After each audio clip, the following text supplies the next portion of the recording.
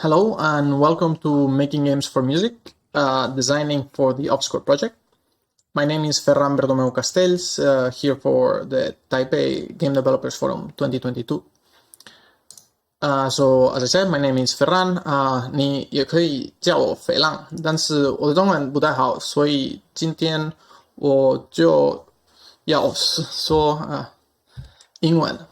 So excuse me. If I were to speak in Chinese, I don't think I would be able to say all the things I want to say today. You can find me online at FontserBC, and I'm currently based in Taiwan. And I'm originally from Barcelona, and I have my background is computer science and graphics and human-computer interaction.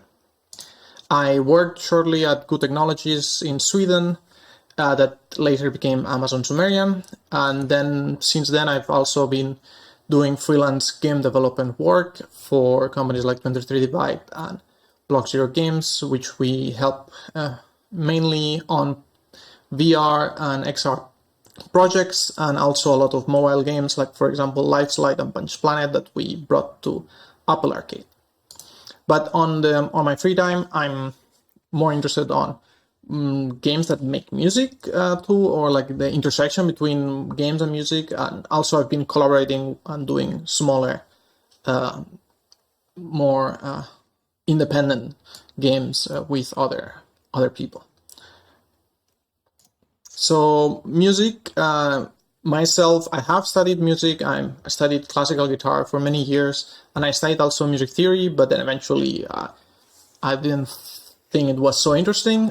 But then I eventually met my partner, Luo Yanting, and she actually went to study music, jazz music in Amsterdam.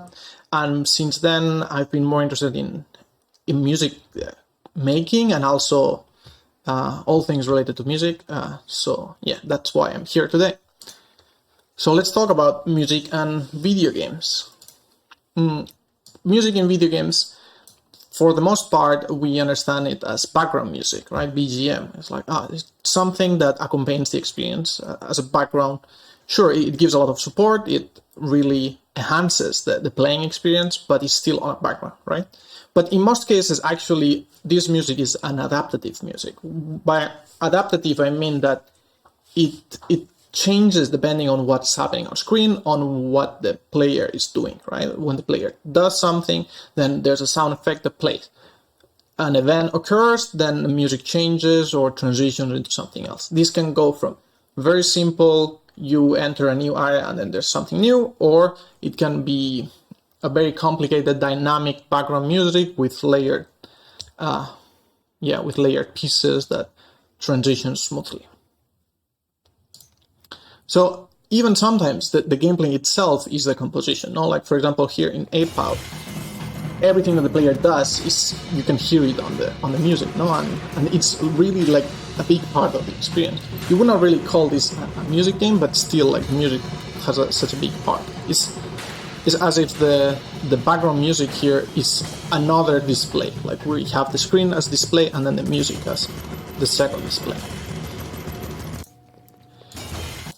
And then there's cases like this, where in Mario, there's Mario Brothers, there's music as a background, but then from time to time, this happens. The characters, for a second, stop, listen to the music, and they seem to be listening, and then they dance, right? This is happening again now. And I found it very interesting because not many games do this, and clearly this Mario Brothers is not a music game. But then it breaks this fourth wall of wait. So are the people there also listening to the music? So what paper does the music play, right? And I found it very interesting, and not so many games do this. So, but yeah, of course, there's also like a big genre of games which is music games, which really care more about the music. So what does it mean? When we say music games, we of course think of rhythm games. Rhythm games is like the main, most of the people who you ask music games, they will probably mention a rhythm game. In a rhythm game, the levels in most of the cases are somehow tied to the music. So there's things that you need to do, perform actions at the rhythm of the music. And sometimes when you learn the song, you basically are learning to play. If you learn how to dance with the song, you learn how to beat the game, no? And then there's other kind of games that make music, no? From Mario Paint Composer, that is literally a tool to make music, no? To Incredibox, which is a game for players to explore layered music, or Evergreen Blues, which is a game where the players decide the lyrics of the song that's being made, and then when they choose, they actually hear their composition. Or Blob Opera, which is like a playground for players to explore music and harmony, which is made by the AI, the harmony. It's very interesting too. Or the most interesting of them all, in my opinion, is Wii Music. We should all play more Wii Music and see the interesting things that they made on Wii Music. So myself, I have also done some things with music and games. For example, I'm going to give a couple of examples of collaborations with Yenting. This, for example, was a small game called Piano Bots, where it's a puzzle game where there's robots that are playing music, and then you have to figure out what is the right combination, because the robots can be shifted up and down, and then they cannot clash.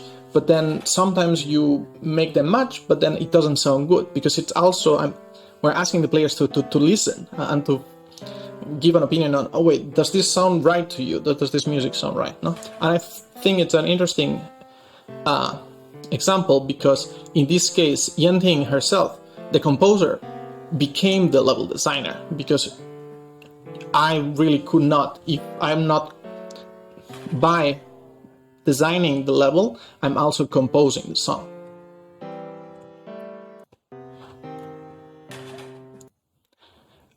Then there's this is another example of a collaboration with artist Ivan Notaros from Serbia, which is a small game similar to Blob Opera earlier, where the player controls the singer here in the middle and sings up and down, moves the mouse up and down, and then what we do is like we pitch this mouse position to a note that sounds good with the current song, because the song is like a procedural song that's constantly changing, and that's the interesting part. It's like we let the players explore singing, scatting, and making music here in this environment.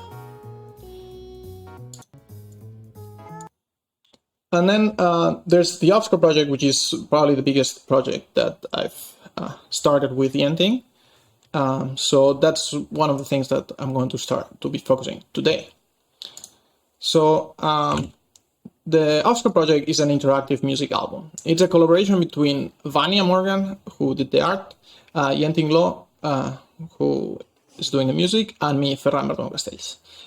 The game design is a really shared job between all of us, because I think that's a big part of what made this team, the small team, is we try to come up together with the ideas, and then we implement them, and then we discuss together. And the original idea is like, we have 5 songs, and we want to make 5 games for these songs. Because each song has a story, so we want to make the games to highlight the story of the songs, no? And by playing the game, you understand a bit what the song is talking about, and also by listening to the song, it might help you beat the game, or like figure out what do you need to do in the game. Currently, we have released 2 songs of this Offscore project. And this all started because of Yenting music. So Yenting went to study jazz singing in Amsterdam, and her main passion is writing songs. She's a songwriter, and she writes songs about things that she finds interesting, right? And also, most of her music too is performed by live musicians, which is, I guess, something that is appealing to to jazz musicians, let's say, but I think also many people. This is, for example, a video of a first recording of Copy Machine, which then we did a game for before we made the game. So yeah, so basically the music from Yunting has lyrics and tells stories. So then we wondered, like, can we help highlight and tell the stories with a game? Basically, not all music has lyrics. So not everybody who listens to music listens to the lyrics, especially the first time you hear a song, right? And we wanted to bring more attention to them because Yunting's lyrics, they are rather, they talk about interesting things and in a metaphorical way sometimes. So we said, maybe by making a game, we can really support the storytelling of the song by making like the game setting and the visuals and environment help convey this information, right? And then also with the games, we can play with the game design, right? Like the meaning of the game design. Like when you understand what are the things that you can do, what are the game rules, you could understand the story of the song. That's what we thought. And also, anyway, in general, we want to bring focus to the lyrics of the games. And by these, we hope that we might make the experience of listening to the song more memorable. People will remember, and maybe people, so will hopefully, care more about the story of the song. So let me show you. This is the trailer of the current 2 songs of the Offscore project.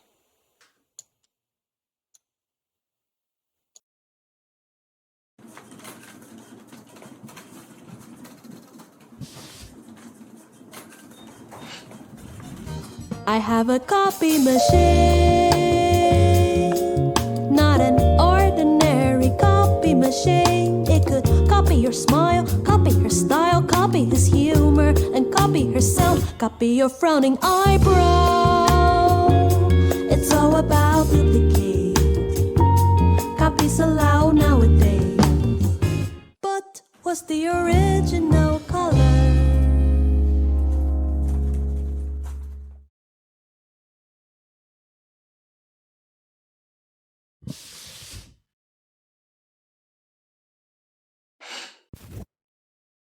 Elephants remember everything and everything. Elephants remember. Elephants remember everything and everything. Elephants remember. Elephants remember everything and everything. Elephants remember. Elephants remember everything, and if you remember, then do you still regret?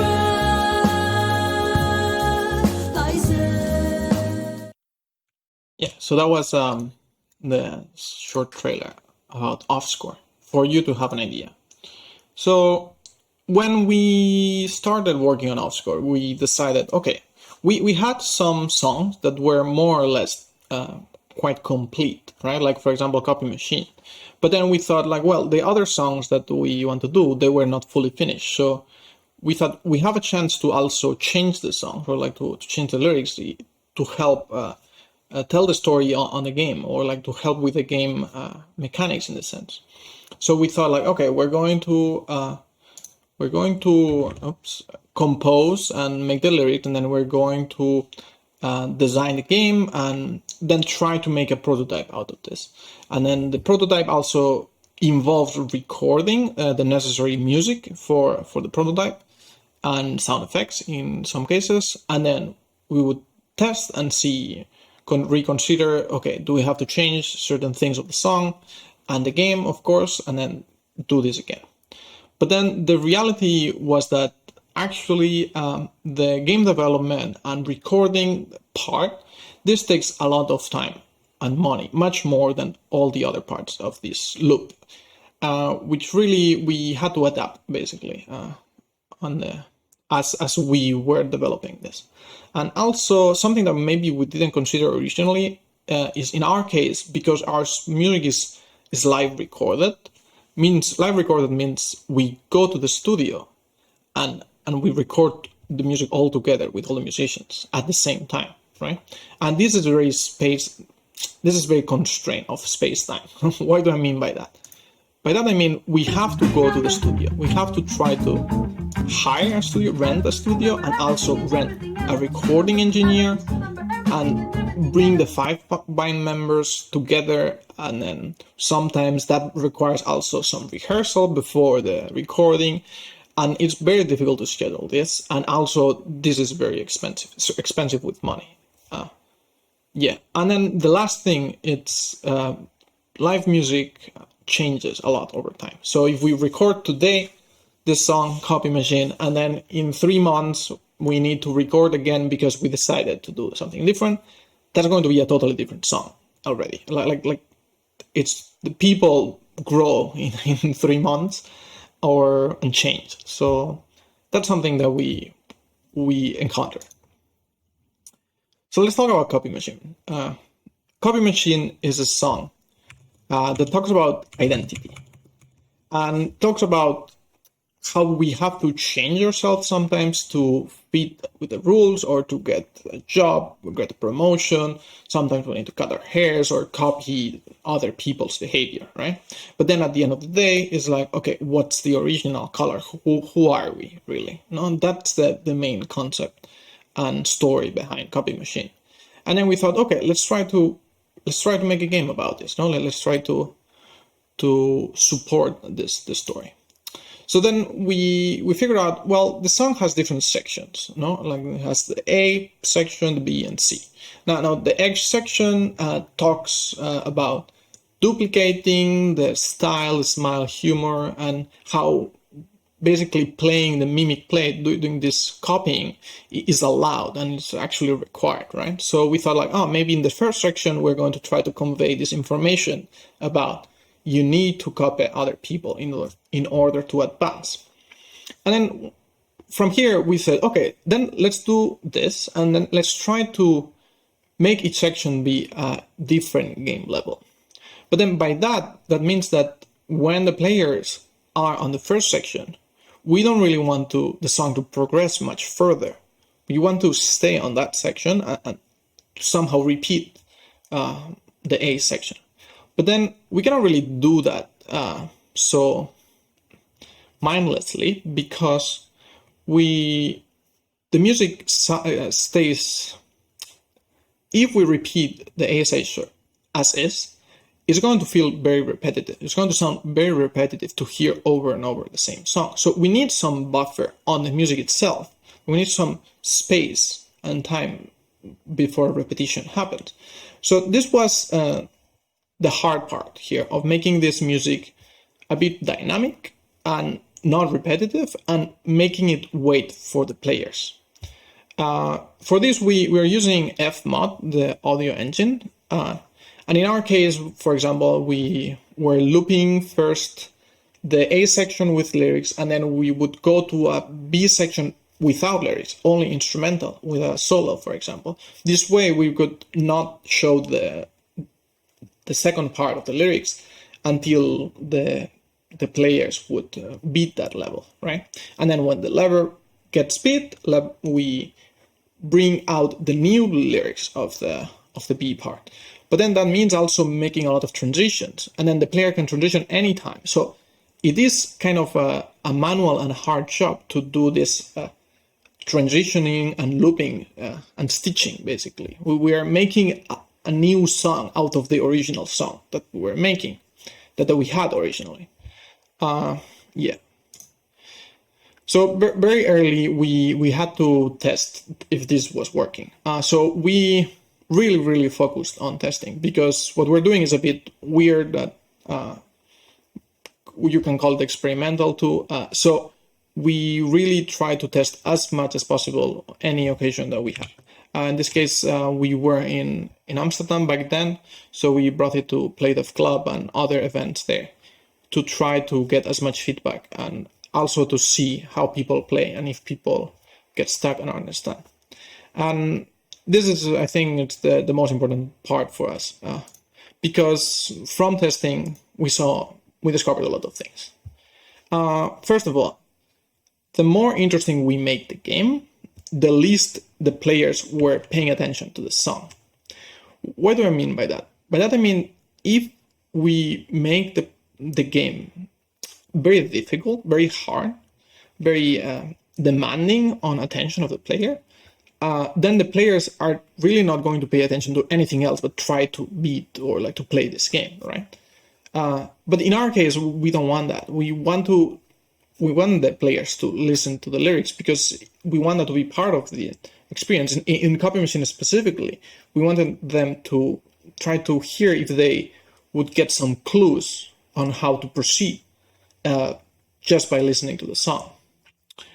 Yeah, so we tried to simplify, like quite soon we tried to simplify our games to make it less gamey. It's more of a calm experience. And right away we saw that when players are comfortable playing, it really immerses them into the music and the story much faster and much easier. And all of them can beat the game eventually. So we really went for that. It's like, okay, let's try to calm things down and let the players have space. Also, a difficulty we have is that we cannot really have text in game that is not the lyrics, because if you're reading text but you're also listening to people speak, you can only do one of the two things. So we decided to not have any text unless it's part of the lyrics. We did have some lyrics cue words appear when the song was playing a specific word. In some cases we were showing that word. And then the last thing is a shame, but the fact that we spend so much time making this transition is making these loops in Fmod, but people in general couldn't really hear or like wouldn't really appreciate that work unless it sounded bad. Like the moment that the music sounds bad, then players can notice, there was something there that was not right. But then if everything sounds good and the transitions are smooth, then players don't notice, right? So it's one of these cases where we put the most effort on something that the people notice the least.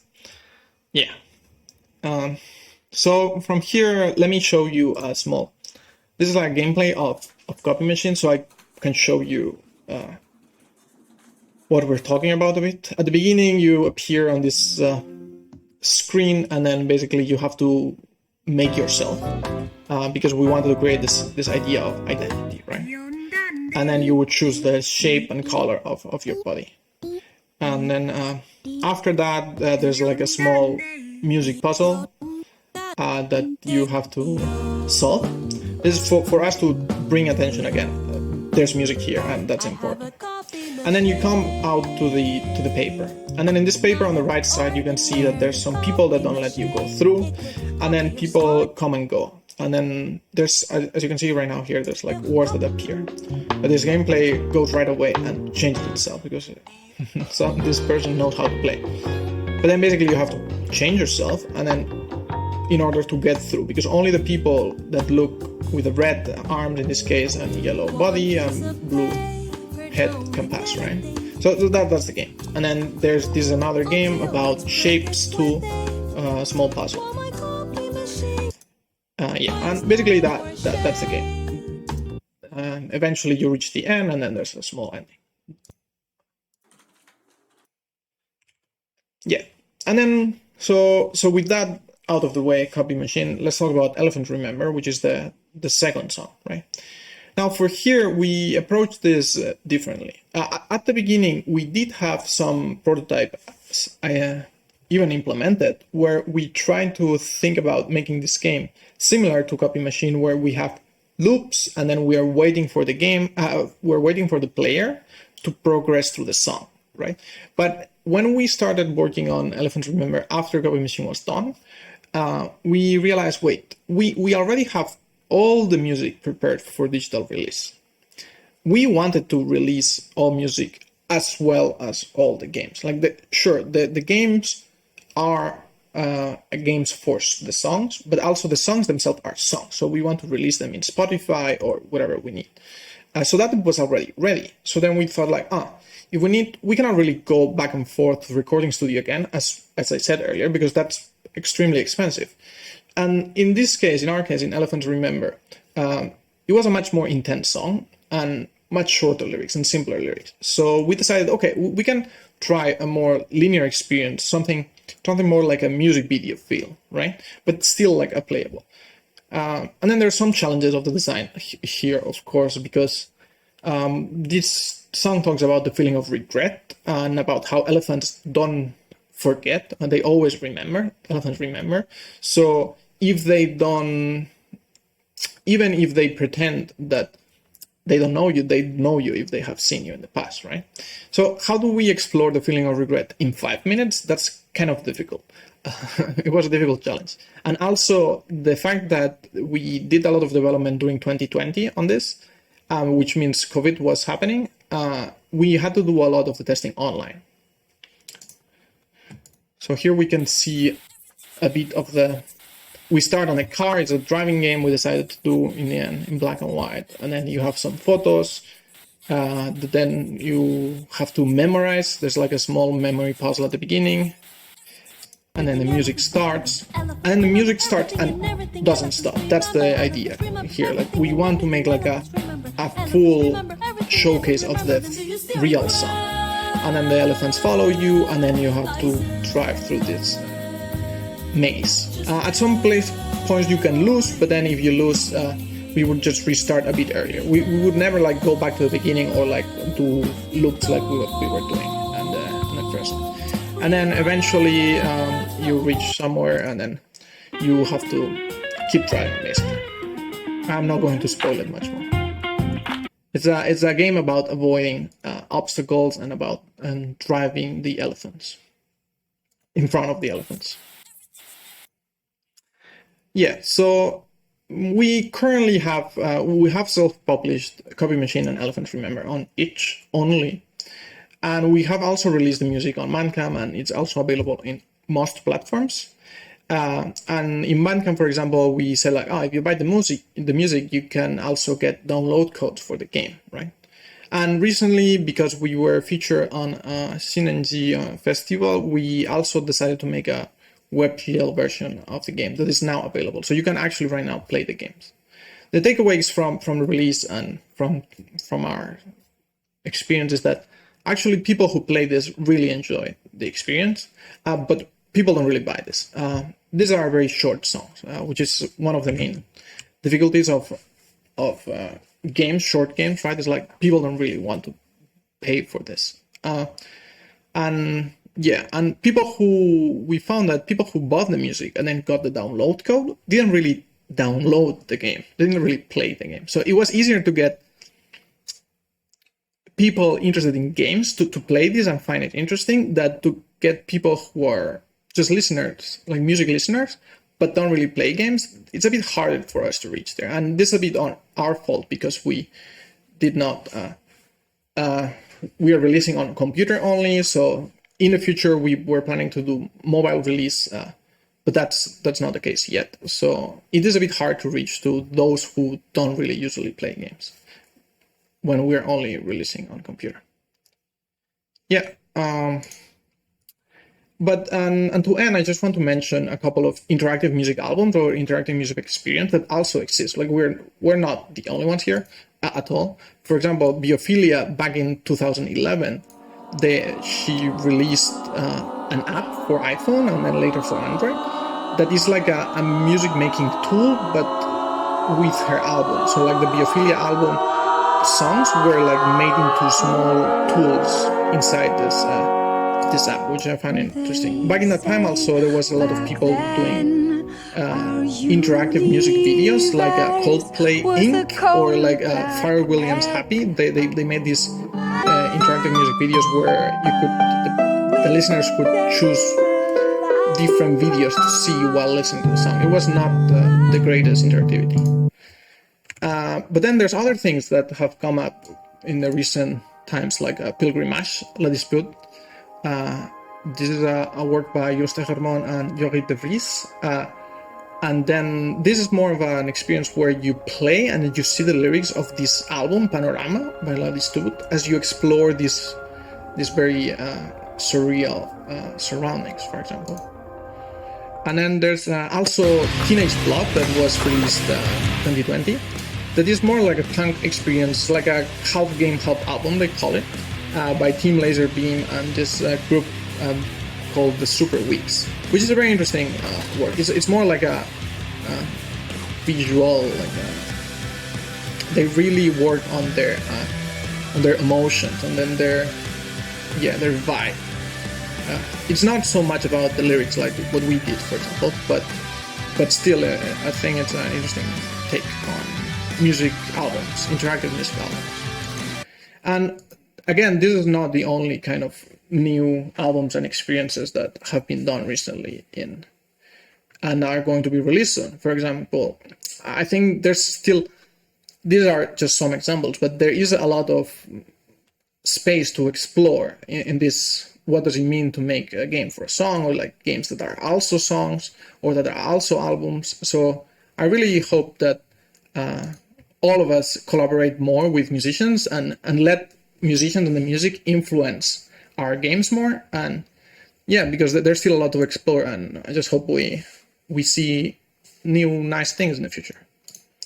Thanks for listening.